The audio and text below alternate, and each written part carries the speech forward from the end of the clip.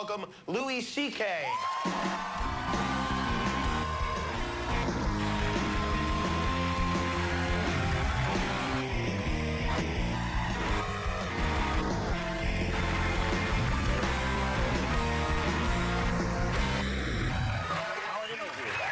I'm doing good. I was just happened to chat with you briefly backstage, and the new show, I got to see a couple of episodes, and it's so funny. The season is and great, not just funny, but also just excellent.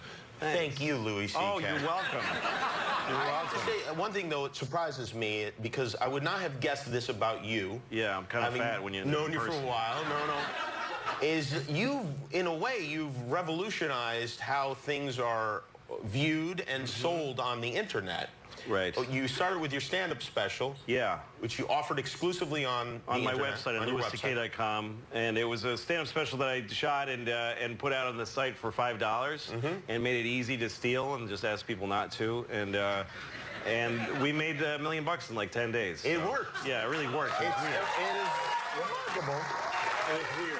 I don't think that would work for everyone. No, maybe not. I think if I asked people not to steal, they'd come and take everything out of my house. Yeah.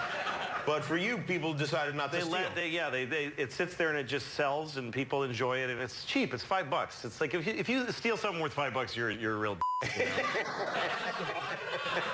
And I also made it very easy. People don't have to get emails. There's no company there's nothing to join. There's no mailing list. They don't sign you up. Unless you want it. You have to really want it.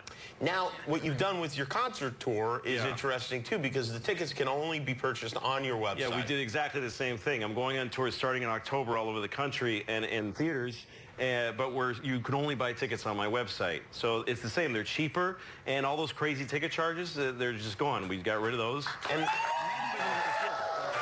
the best thing about it, I think, is that people can't really scalp the tickets. You don't have to go through ticket brokers because you have to be the person. If you buy the tickets, they check and make sure you're the guy. You got to actually call me at my house and say, I sold it to this dude. And we have a clause that's not in the terms and conditions thing that nobody reads. It's right over the buy button. It says, if you sell this for more than the price, then you will turn it off. We'll kill this ticket. Right. We'll give you your money back, but we'll cancel the ticket. So, and there's some sites where we'll be able to do that. I've got guys doing it. We've got like a little thing of these cops that are it's really fascinating and weird, but it won't work 100% of the time. But if you buy a ticket from somebody for more than $45, which is what all our tickets are, it might die before you get to the show. Yeah. It's a risk.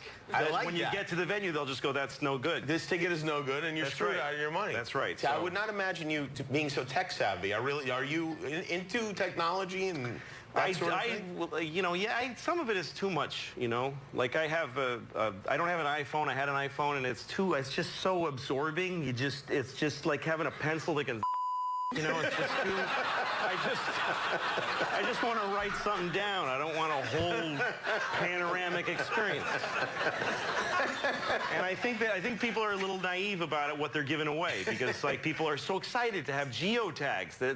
There's a company that always knows where you are. Like, what are you, nuts? Yeah.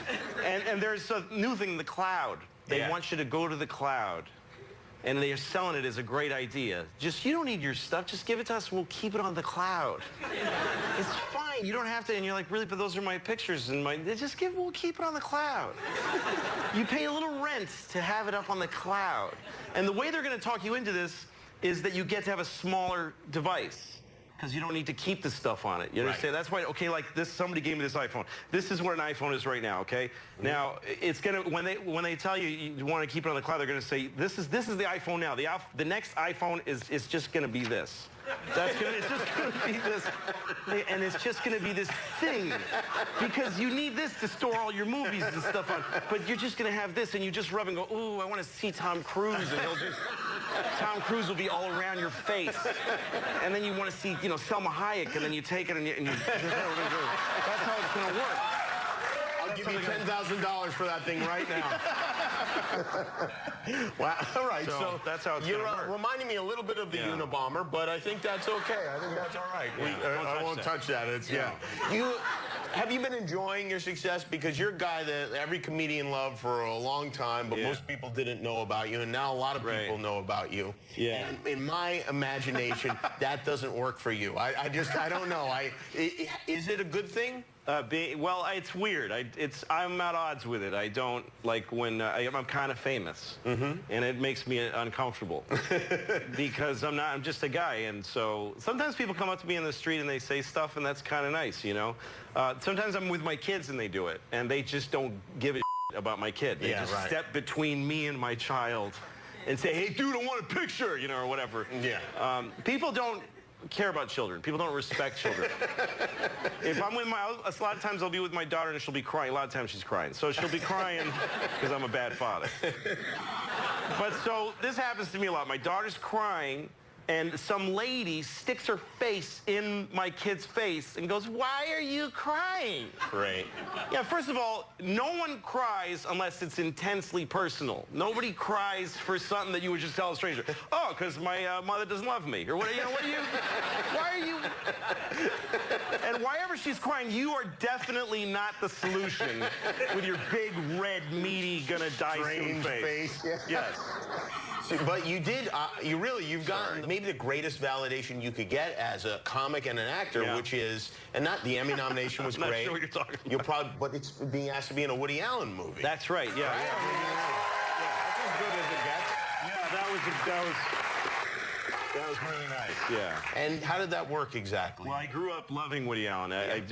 He's the greatest to me, and he's a real, he's just a beacon artistically. You can see that love in your show, I think, certainly. Yeah. And so I found out that he was interested in me being in a movie, but he wanted me to read for it. He wanted me to audition, but he wanted to meet me and audition. So I went to see him in his office, and my heart was pounding. It was really difficult. Yeah. And he was very nice, and he said, I know you can act, but I just want to see you try this part because it's a really tough guy, like tougher than you in person. So I tried to be this kind of tough guy, but my heart was beating. Like I was really nervous. Well, it's probably good. Well, tough guys don't get nervous. Yeah, but if your heart stops beating, you die. That's right. That's right. That's a good point. So you got to be grateful. So you obviously you did well. I right? know. I tanked it. I didn't get the part. So he said, "Here's another part, way smaller." And I'm happy with the little part. Wow. I'm so happy with the little part because the other one made me nervous. It's a really tough guy. So then I find out that they gave that part to Andrew Dice Clay. He's true. Dice is playing. First of all, the fact that I auditioned for a part that Dice got is really you two bizarre. are interchangeable. Oh, yeah. Totally. But so Dice got the part, and I know him. Oh, you do know him? Yeah. Okay. So he called me to both of us say, "Hey, we're in this movie," and he told me his story of him meeting Woody. And it was the greatest pleasure for me because he did himself and Woody. Like he did his own character, and then he did a beautiful Woody Allen impression. Really? Yeah, so he's like, I'm talking to Woody, and I got these sideburns, big sideburns. And Woody says, "Would you mind shaving the sideburns? Is that much of a problem?" And I'm like, "Woody, I'll do anything for you with what I got." Oh, and says, "My retina's bothering me." And yeah, my retina's too. Hey, yeah. Louis C.K. is with us. We're going to take a break. We'll be right back. More Louis.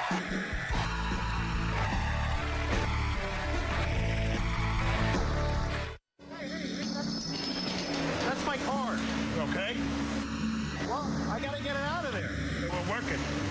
Well, I didn't say you guys were gonna be doing all that. Well, you shouldn't have parked there.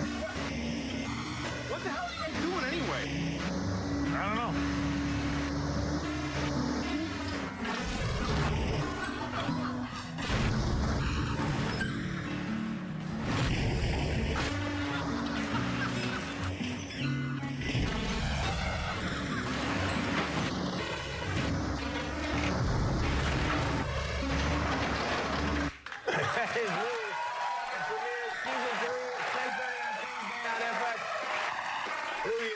I have to admit, hilarious. I also find it kind of heartbreaking when I see a car get destroyed on television or in the movies. Yes. Well, you know, it's funny. Usually there's picture cars, and when you want to destroy a car on TV, they go get you a car that the engine's dead, but the car looks okay. Right. So it's usually, it costs about $700 for like a, Ford Taurus, 92 Ford Taurus, But I know all these prices. But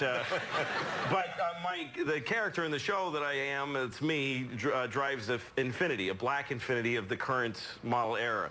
So when you want something specific, you got to just get the car. So we just bought an You bought an Infiniti. Yeah, that laugh was $11,000. You got to get that shot right. Yeah, exactly. We had one take, too. It's funny that you had to have an Infiniti, and yet on your show, like, we'll look back and, like, your neighbors are different people, and the cast, you'll change a cast member randomly. I've had 2 different moms on the show. I have.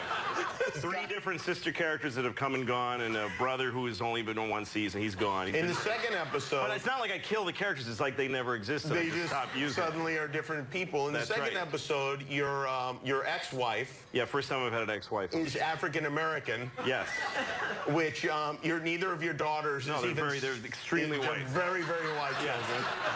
Well, my wife is played by a black woman, Susan... her name is not Susan... name. You just find out later and like, is she related to Larry?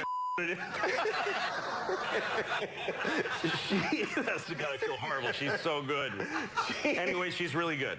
And so she was good enough to play the person, and I didn't care. And as far as her being black, the only thing that, she's very different from my ex-wife in real life. My ex-wife and I have a great relationship. I feel lucky that I'm raising kids with her. I really do. But this woman is harsher on the show, and she's puts a lot of pressure on me. Like, she's a professional, and she wants me to kind of step up. So there's like a scene later in the season where she's trying to get me to get a real job. And when a black woman tells you to get a job, it's just more. it's just get a job. Like, it just hurts more. It's just, so that's why. You listen closely. So she's just bringing a different palette of ideas and, language that I wouldn't have. You're very flexible when it comes to humans. If the character works for the show, Not so much I don't with cars. care about the racial, but it's got to be a black Infiniti. It's got to be a black Infiniti. Your concert tour, and tell me if this is correct, you guys sold 80,000 tickets in one day online. That's right. Wow. Are there any tickets left? Yeah, there's very few.